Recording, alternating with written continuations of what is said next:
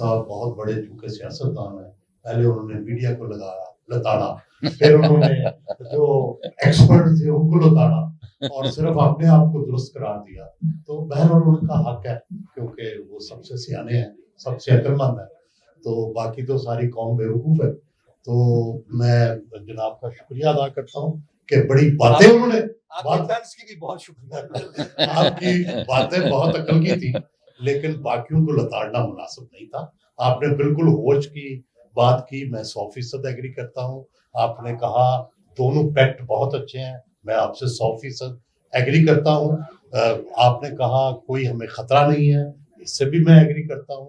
یہ بھی میں آپ سے 100% اتفاق کرتا ہوں کہ ہمیں جذباتی ہو کے اس معاملے کو نہیں دیکھنا چاہیے. یہ ہمیشہ عقل پہ اور دلیل پہ بات کرتے ہیں. آپ نے رگے ویدا کا حوالہ دیا 3000 سال کا، میں اس سے پہلے 5000 سال کا حوالہ دیتا ہوں کہ جو سب سے پہلا یورپین آیا اس علاقے میں، اس نے جو جا کے ٹیلز لکھی، اس میں اس نے لکھا کہ یہاں پہ ایک دریا ہے اور اس دریا کے اندر سونا بہتا ہے، اور وہاں پہ جو جانور ہیں، جو بہت بڑے بڑے جانور ہیں انسان نما، جو اس سونے کی حفاظت کرتے ہیں اور اس سونے کو نکالنے نہیں دیتے. اور یہ وہ دریائے سندھ تھا جو کہ سمندر جیسا تھا، اسی لیے اس کا نام دریائے سندھ ہے کیونکہ یہ سمندر جیسا ہے. اور ہماری تمام تہذیب جو ہے وہ اسی دریائے سندھ کے ارد گرد بنی ہے. میں آپ سے یہ بھی اتفاق کرتا ہوں کہ دنیا میں جو شیئرڈ اپر رپیرین اور لوور رپیرین جو ہیں ان کے اندر دنیا بھر میں معاہدے ہیں، ڈینوب کے اوپر بھی، نیل نائل کے اوپر بھی، سین کے اوپر بھی، بیکون کے اوپر بھی، جو سارے دنیا میں معاہدے ہیں. اور اس طرح نہیں ہو سکتا جس طرح انڈیا چاہ رہا ہے کہ ہر ایک، انڈیا خود لوور رپیرین ہے جیسے آپ نے حوالہ دیا، کل چائنا وہ روک لے تو انڈیا کا کیا بنے گا. تو یہ تو ممکن ہی نہیں ہے. لیکن کوشچن وہی بات ہے کہ ہم اپنی انٹرنل جو ہے وہ جو بھی ہماری خاص کر 91 کے ایوارڈ، آبی ایوارڈ کے بعد وہ بہت اچھا ایوارڈ ہے، اس کو نہ چھیڑے. اور باقی جو چیزیں ہیں میں آپ سے یہ بھی اتفاق کرتا ہوں کہ اس وقت ایکولوجیکل جو تھی وہ اسٹڈیز نہیں تھی جبکہ انڈس واٹر ریکارڈ ہوا. اور اب 5% تو ہر صورت آپ کو ایکولوجی کے لیے اور انوائرمنٹ کے لیے وہ چھوڑنا پڑے گا. اگر آپ نہیں چھوڑیں گے تو جیسے وٹو صاحب کا علاقہ ہے، راوی کے ختم ہونے سے وٹو صاحب کے علاقے میں بہت اس سے سفرنگ ہوئی ہے. اور جو ایک صدیوں کے راستے ہوتے ہیں، سیولائزیشن ان کے اوپر بنی ہیں. آپ جتنے بڑے شہر دیکھیں گے وہ دریاؤں کے اوپر بنے ہیں. تو اس لیے وہ جو صدیوں کی روایات ہیں، جس طرح روایات نہیں ختم ہونی چاہیے اسی طرح دریا بھی ختم نہیں ہونی چاہیے اور ان کی روایت بھی نہیں ختم ہونی چاہیے. دوسرا میں سمجھتا ہوں کہ یہ بالکل جائز تھی بیگ صاحب کی بات کہ ہم نے جو انڈس واٹر ٹریٹی تھا، it was a very wise record, خام خواہ اس کو تنقید کا نشانہ بنایا جاتا ہے.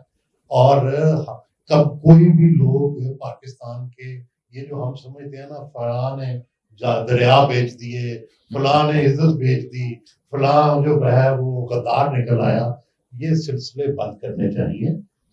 نہ سندھ غدار ہے، نہ بلوچستان غدار ہے، سارے محب وطن ہیں.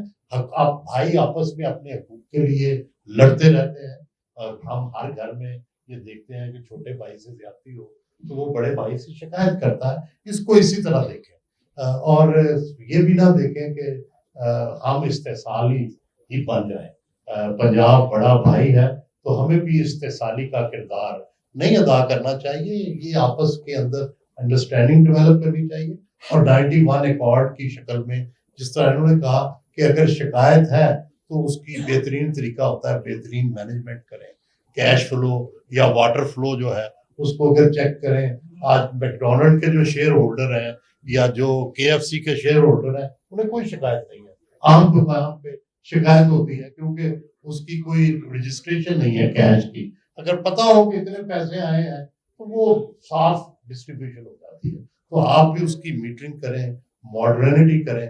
اور آخر میں گزارش یہ ہے کہ बहरहाल इस मुल्क के अंदर जो आपस के तस्वीर हैं उनको तेज होना चाहिए, और क्योंकि जितने ही डिस्प्यूट किसी मुल्क के अंदर होते हैं उनका इफेक्ट पड़ता है लोगों की नफ्सियात पर, लोगों की सियासत पर। अब सिंध में कोई सियासत बॉर्डर के बगैर नहीं हो सकती, और पंजाब में बहुत अरसा तक कालाबाग डैम जो था इट वाज ए स्लोगन, अब ये थोड़ा सा नीचे चला गया है, लेकिन बहरहाल अब भी लोगों के इमोशंस, और क्योंकि उसके पीछे जो नैरेटिव है वो ये है कि जनाब सिंध ज्यादती कर रहा है, बलूचिस्तान ज्यादती कर रहा है, तो इस नैरेटिव का भी कोई काउंटर आना चाहिए।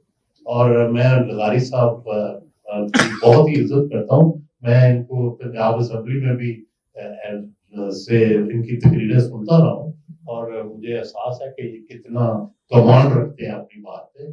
लेकिन मैं हवाला ये देना चाहता हूँ कि आप इंडिया के मीडिया को और पाकिस्तान के मीडिया को कंपैरेटिव करें अगर इसी बार के अंदर, तो आपको फर्क लगेगा कि हम कितने सोबर हैं।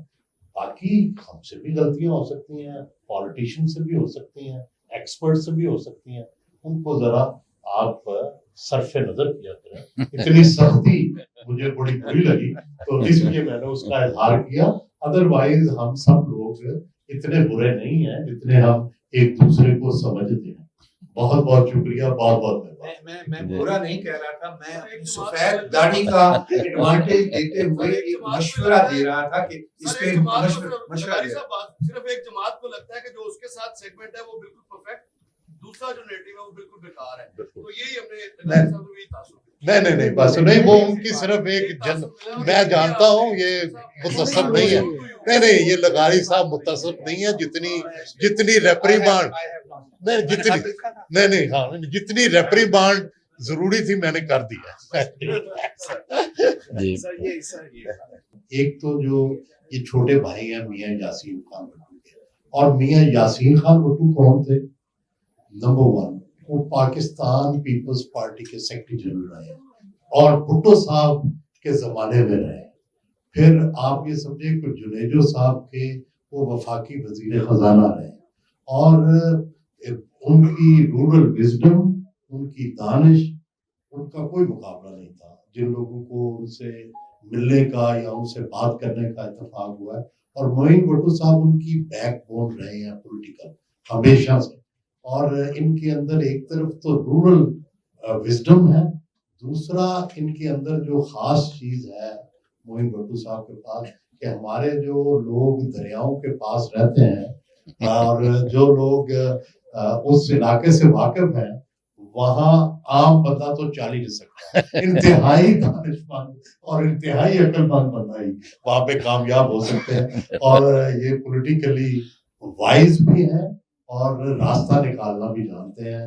अभी आप ये समझे कि मियां मंजूर भट्टू इनके मद्दे मुकाबले थे सियासी तौर पर, उनका ग्रुप, दूसरी तरफ इन्हें घर से भी प्रॉब्लम थी भतीजे की तरफ से, तो ये दोनों को पिछाड़ के सियासत में आगे आए हैं, तो इसलिए इनका एक खास मुकाम है। बहुत